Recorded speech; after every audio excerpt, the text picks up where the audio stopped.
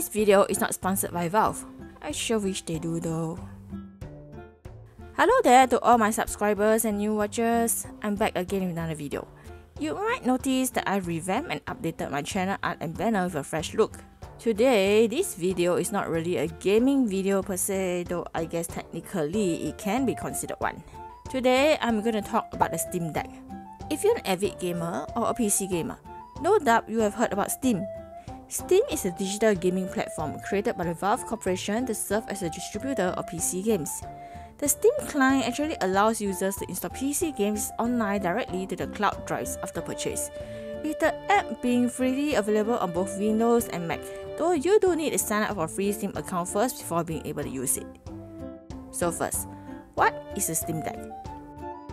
So back in 2022, there was an announcement on the Steam page about an upcoming gaming device which would be basically a handheld gaming PC.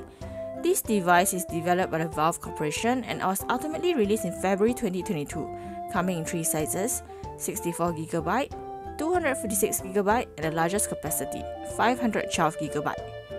When I got my Steam Deck last September, I bought the 256GB version, mainly because I was on budget at the time. 4 months later, I took my Steam Deck to a friend and got him to upgrade the internal system to 2TB for me. What most PC gamers will tell you is that while 256GB or even 512GB might sound a lot in the beginning, the game storage will add on fast.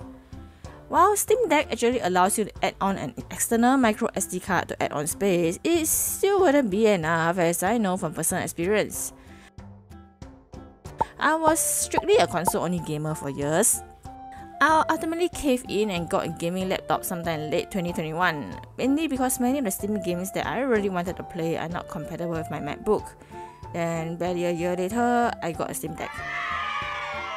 The Steam Deck, like so many users will tell you, is essentially a handheld PC. This means mods are entirely able to be installed on the system, and it actually works.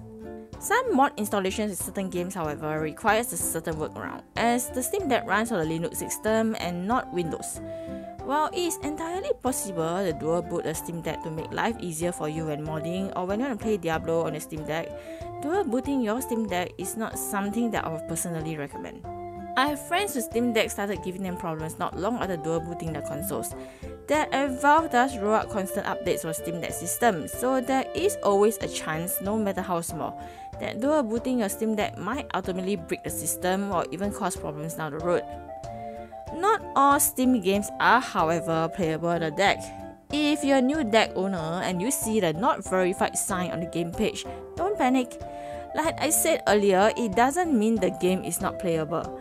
To check if a game is playable on your Steam Deck or not, simply visit ProtonDB and it'll tell you if a game is playable or not. I mostly play indie games like Stardew Valley, Cult of the Lamb, or my current obsession, Traveler's Rest. So the graphics still look great even on my Steam Deck, and it still runs great even when I install a ton of mods on my games. For some higher graphic games, however, like Hogwarts Legacy and even Cyberpunk, it requires some tweaking of the in-game settings and even the settings of the game page to get it to run properly. From my point of view, while I really like how I'm able to run Cyberpunk on my Steam Deck, I have to mute down the graphics some to prevent a drop in frame rate. Steam Deck is essentially a handheld PC, so that means you can run emulators on the console too. I use EmuDeck and it runs great. I can't tell you how much of a relief it is to be able to have my entire library of favorite games from the PS2 era on my Steam Deck, several of which isn't even possible to be found any longer. Much like the Nintendo Switch, you can dock the Steam Deck to a television, whether through the use of a simple HDMI adapter or even through the dock. Valve has an official Steam Deck dock, though I use a third-party dock by JZox, which also works great. That dock too is a great lifesaver, especially when I was doing emulation or installing mods on the Steam Deck, as it's extra ports that allows me to connect a mouse and even a keyboard, as well as a flash drive to my Steam Deck. That said, you don't have to get those extra items that I've mentioned, it just makes things a lot easier for me when modding and emulating. That being said, there is one annoying aspect of the Steam Deck that I dislike. If your Steam Deck isn't connected to the Wi-Fi and you run a game on it, Steam is unable to calculate the total hours of playtime on the game page. I have to constantly connect my phone's hotspot to my Steam Deck when I want it to do something like that, which can be annoying as the hotspot connection on my phone isn't perfect and can sometimes be cut off. But if you're the type that doesn't care about the game page showing the number of hours you spend on the game, then it's not really a big deal. Since the release of the Steam Deck, there have been various other handheld PC game consoles on the market, the most prominent being that of the ROG Ally device developed by ASUS. I haven't personally used that device, so I'm unable to judge that gaming console is better or worse than the Steam Deck.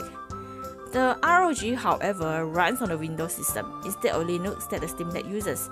So if there are games like Diablo or even FIFA which you really wanted to play on a handheld device but unable to because it's not compatible with the Steam Deck, then you might want to consider the ROG Ally. Overall, the Steam Deck is definitely my favorite gaming console system to date, fast overtaking the Nintendo Switch that used to be my favorite gaming console.